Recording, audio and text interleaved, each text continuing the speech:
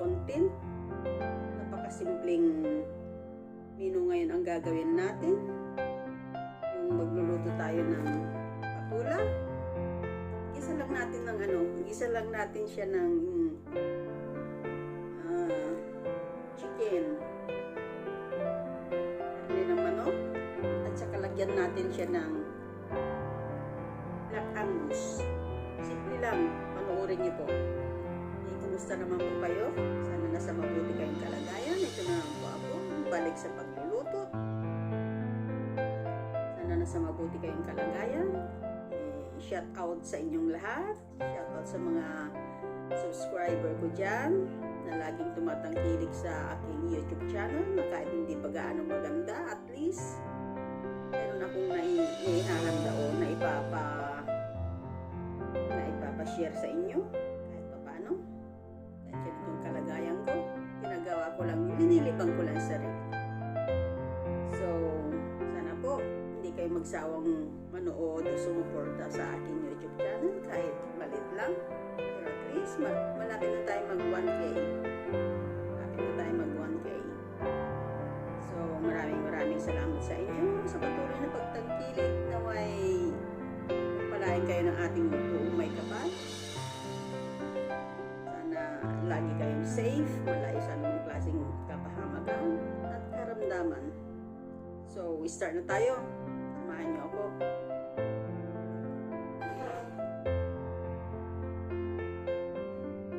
Unang-una, hiwain natin itong patola. Simple lang guys, ganito lang siya.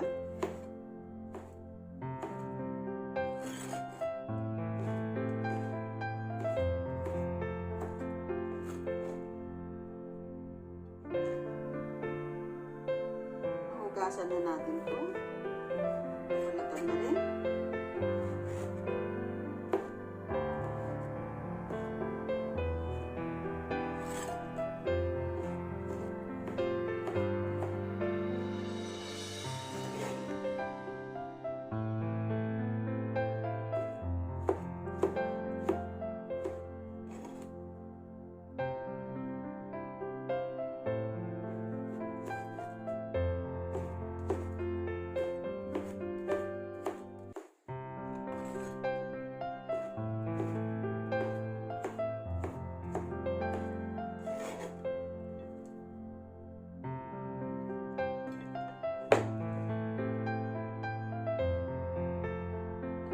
Guys, yung ipinabad nating Black Fungus. Malinis na rin po siya dahil ipinabad natin ito ng higit 1 oras. At 30 minutes pwede na, pero kung lang sa akin, busy naman ako kanina, papabayaan ko siya ng 1 oras, pero okay lang. Lagyan natin kung malalaki siya. Lagyan lang natin ng konti.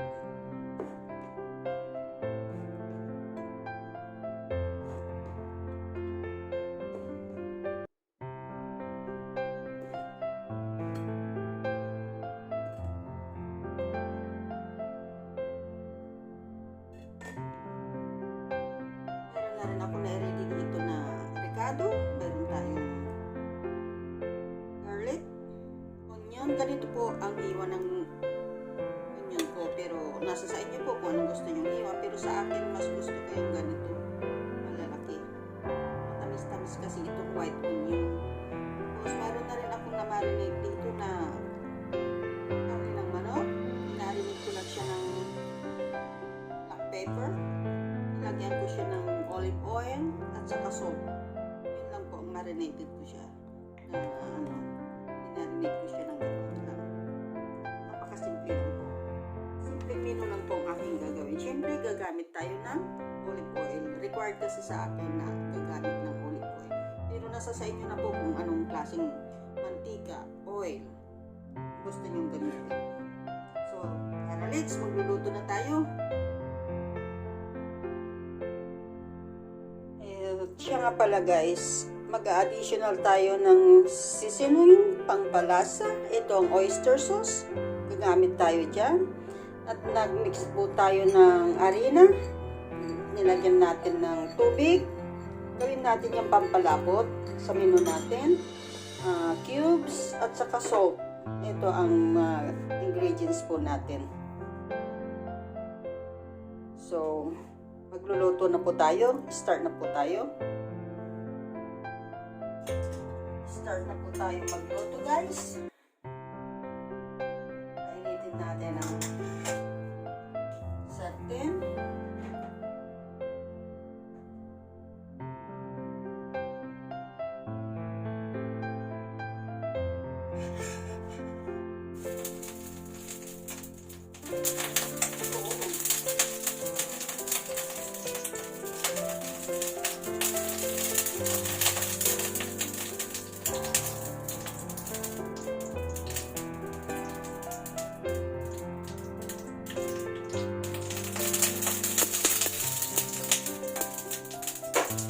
Inugasan ko kanina yung lagayan ng mantika. May kunting tubig kaya.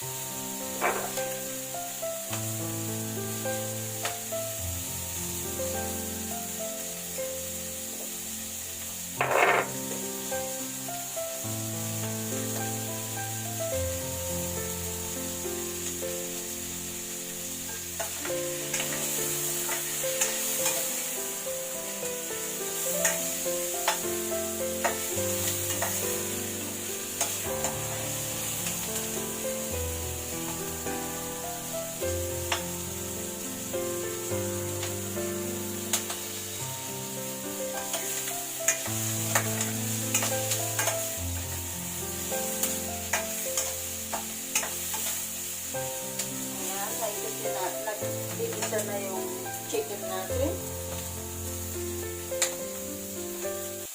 Pwede natin maglagay ng ating pampalakot. Lagay na natin yung ating cubes.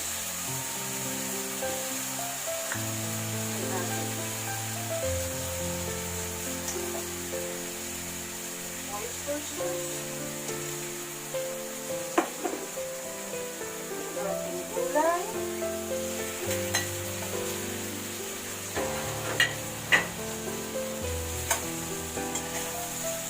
Wow, ang bango.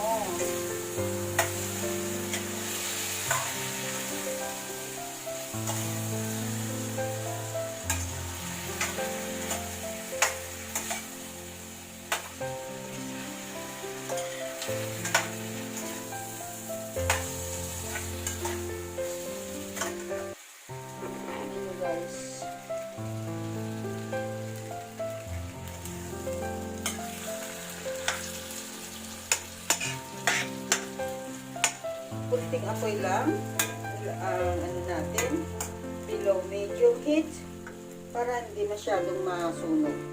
Kasi kunting minutes lang ang luto ng patola natin para mas crunchy. Ayan.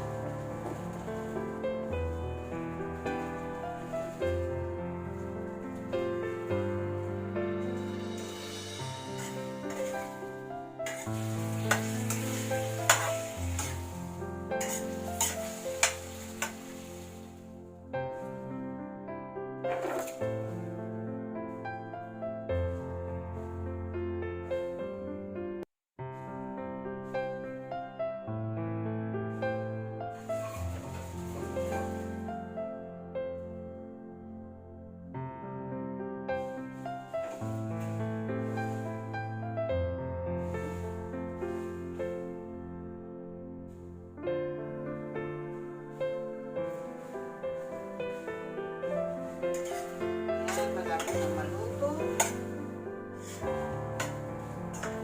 Maglagay din tayo guys ng spring onion para mas may sabor, may kunting fish. Marami kasi akong nabili ng spring onion kaya lagay din ako ng konti. Pero berde-berde naman na siya, oh. Tikman natin.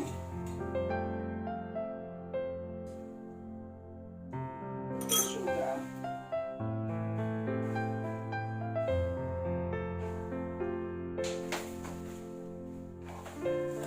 Maglagay po tayo guys ng brown sugar. Hindi sa inyong panlasa. Pero ako naglalagay talaga ako ng brown sugar.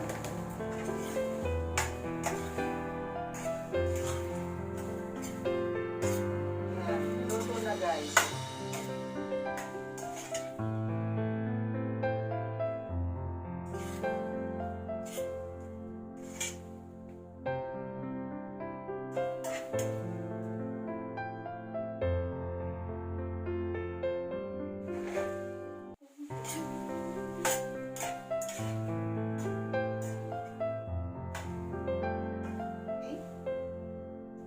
This is done.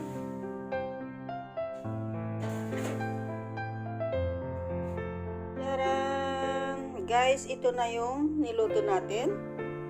Ito ang finished product ng linuto natin. Resulta ng linuto natin kanina. Yung ating patola na may karne ng manok.